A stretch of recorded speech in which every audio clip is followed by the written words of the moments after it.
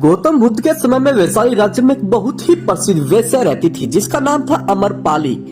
वह बहुत ही सुंदर थी और राजा उसे नगर वधु घोषित कर दिया था, यानी कि पूरे शहर की पत्नी। उसके महल के द्वार पर सदा सोने के साथ रथ खड़े रहते थे, जहां महान राजाओं को भी उनसे मिलने का इंतजार रहता था। वह एक केवल वेश्या थी, लेकिन इतनी अमीर हो गई थी कि वह एक पूरा राज्य खरीद सकती थी। अमरपाली का शरीर जितना सुंदर था, वह उससे कहीं अधिक सुंदर उसकी आत्मा थी, जो सच्चे प्यार के लिए तरस रही थी। क्योंकि अमरपाली खुद से वैश्या नहीं बनी थी, उसे जबरदस्ती राजा ने वैश्या बनाया था।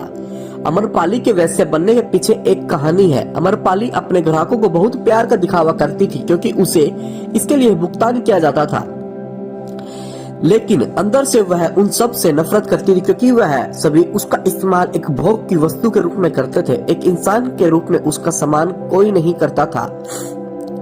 अमरपाली एक दिन अपनी महल की बालकनी में खड़ी थी। अचानक उसने एक महल के सामने से गुजरते हुए एक बुद्ध भिक्षु को देखा, जिसके पास ज्यादा कुछ नहीं सिवाय एक भिक्षा पात्र के, लेकिन उसके पास जबरदस्त जागरूकता थी और वह लोगों को खुद की ओर आकर्षित करने की अद्भुत शक्ति रखता था। जब युवा बुद्ध भिक्षु ने ऊपर की तरफ देखा तो अमरपाली उसे देख रही थी। युवा भिक्षु ने अमरपाली की ओर देखते हुए बेहद समान भाव के साथ अमरपाली को प्रणाम किया। अमरपाली एक तक उस भिक्षु को देखती रही, क्योंकि पहली बार किसी ने अमरपाली को सम्मान की नजरों से देखा था। किसी ने पहली बार उसे इंसान होने का एहसास दिलाया था। अमरपाली तुरंत सीढ़ियों से नीचे उतरी और बाहर आकर उस युवा भिक्षु के पैर छुए और कहा, प्रभु, आज के दिन आप मेरे मेहमान बने और मेरे महल में चलकर भोजन स्वीकार करें। इसके बाद अमरपाली ने कहा, कृपया मेरे निमंत्रण को ना करें, क्योंकि पहली बार किसी को निमंत्रण दिया है। मुझे 1000 बार राजाओं और सम्राट द्वारा आमंत्रित किया गया है, लेकिन मैंने कभी किसी को आमंत्रित नहीं किया। यह मेरा पहला निमंत्रण है। युवा भिक्षु ने सम्मानपूर्वक अमरपाली का निमंत्रण स्वीकार करते हुए भोजन ग्रहण किया। भोजन देने के बाद अमरपाली ने कहा, प्रभु, आज से 3 दिन के बाद बारिश का मौसम शुरू होने वाला है, जो कि 4 महीने तक रहेगा, और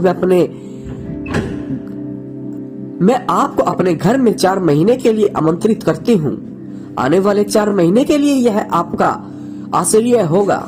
मैं आपको पूर्ण रूप से आश्वस्त कराती हूँ कि मैं किसी भी प्रकार से आपके ध्यान में बाधा नहीं बनूंगी, लेकिन जितना मुझसे हो सकेगा आपके ध्यान की सुविधाओं को सुगम बनाने का प्रयास करूंगी। युवा बुद्ध भिक्षु ने कहा कि माफ कीजिए देवी, लेकिन इस विषय में मैं स्वयं निर्णय नहीं ले सकता। मैं आपके प्रस्ताव के विषय में बुद्ध से पूछ लूंगा। अगर वह मुझे अनुमति देंगे तो मैं आपके महल में रह लूंगा।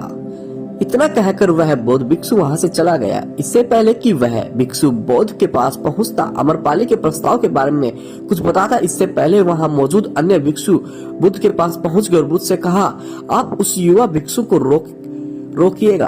अमरपाली ने उसे 4 महीने के लिए अपने घर पर बुलाया है। अमरपाली एक वेश्या है और एक भिक्षु एक वैश्या घर में 4 महीने रहे, यह सही नहीं है। इससे हमारे समाज में गलत संदेश जाएगा।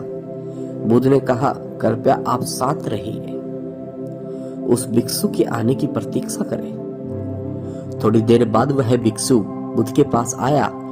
उसने आते ही बुद्ध के पैर छुए और उसने पूरी कहानी सुनाते हुए कहा, नगर की एक अमरपाली नाम की महिला ने मुझे बारिश के 4 महीने में अपने घर पर रहने के लिए आमंत्रित किया। मैंने उसका आमंत्रित का कोई जवाब नहीं दिया। मैंने उससे कहा कि अगर मुझे उसके घर पर रहने की आज्ञा देंगे तो मैं उसके घर पर रहने के लिए जाऊंगा। अतः बोध आप जो कहेंगे मैं वही करूंगा। उस युवा भिक्षु ने अमरपाली के विषय में वेश्या शब्द का प्रयोग न करते हुए केवल महिला का शब्द का प्रयोग किया। बुद्ध ने उस महिला को भिक्षु की आंखों में देखा और कहा, तुम रह सकते हो।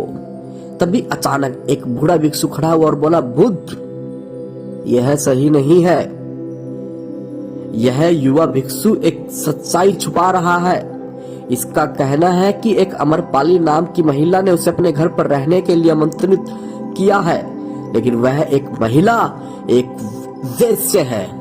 बुद्ध ने कहा, मैं जानता हूं, क्योंकि इसने वेश्या शब्द का प्रयोग नहीं किया।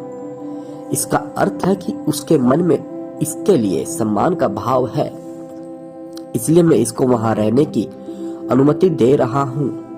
वहां मौजूद 1000 भिक्षुओं को विश्वास नहीं हो रहा था कि बुद्ध ने एक युवा भिक्षु को एक वेश्या घर में रहने की अनुमति दी। अगले 3 दिन के बाद युवा भिक्षु अमरपाली के घर रहने चला गया। जाते वक्त ही वह उपस्थित अन्य भिक्षु उसके विषय में तरह तरह की बातें करने लगे।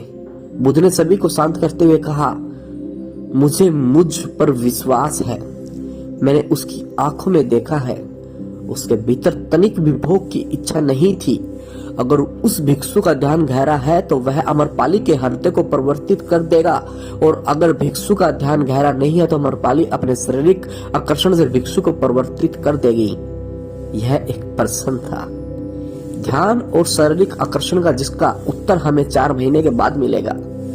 बुद्ध की बात सुनकर वहां उपस्थित भिक्षु ने कहा, बुद्ध उस भिक्षु पर बहुत अधिक भरोसा करके अनावश्यक आप जोखिम उठा रहे हैं। वह भिक्षु युवा है और अमरपाली बहुत सुंदर है। समय स्टार्ट हुआ और वर्षों के 4 ऋतु महीने बीत गए। वह भिक्षु वापस आ गया। उसने आते ही बुद्ध के पैर छुए और उसी युवा भिक्षु के पीछे अमरपाली भी आई हुई थी। उस युवा भिक्षु ने अमरपाली का बुद्ध से परिचय कराते हुए कहा, बुद्ध, यह अमरपाली है और यह आपसे दीक्षित होना चाहती है। यह एक अनोखी महिला है। यह न केवल सुंदर है बल्कि इसकी आत्मा भी उतनी ही शुद्ध है जितनी आप कल्पना कर सकते हैं।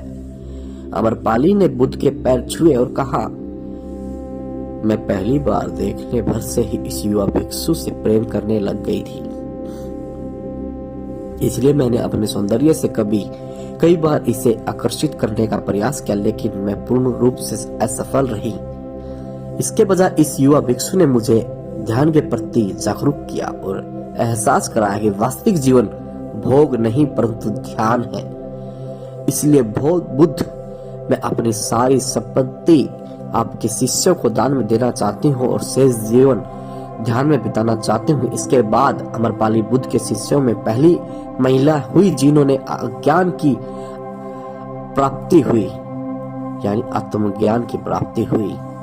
बुद्ध ने अपने पंथ के सभी शिष्यों को से कहा, यदि तुम वेश्याओं की संगति से डरते हो तो उस डर का उस वेश्या से कोई लेना देना नहीं है, बल्कि वह डर तुम्हें बेसुध मन की उपज है, क्योंकि तुमने अपनी कामुकता को दबा दिया और काम ऊर्जा को दबाया नहीं जा सकता, इसको केवल रूपांतरित किया जा सकता है। दोस्तों, हम सभी अपनी काम वासना को खत्म करने के लिए उसका दमन करना चाहते हैं, उसको दबाना चाहते हैं, लेकिन काम वासना एक ऊर्जा है, एक एनर्जी है, का सोर्स है। एनर्जी कभी खत्म नहीं हो सकती बल्कि वह रूपांतरित हो सकती है। अगर आप अपनी काम वासना की ऊर्जा की शक्ति को दूसरी जगहों पर, दूसरी दिशाओं पर परिवर्तित करोगे तो आप काम वासना से छुटकारा पा सकते हो। लेकिन याद रहे, काम वासना से छुटकारा पाने के बारे में सोचना भी नहीं है, हमें बस उस ऊर्जा को परिवर्तित करना है। वो ऊर्जा हमें कहां ले जाएगी हमें नहीं मालूम। हम उसे अपनी रचनात्मक शक्ति के रूप में प्रयोग कर सकते हैं, ध्यान के लिए उपयोग कर सकते हैं।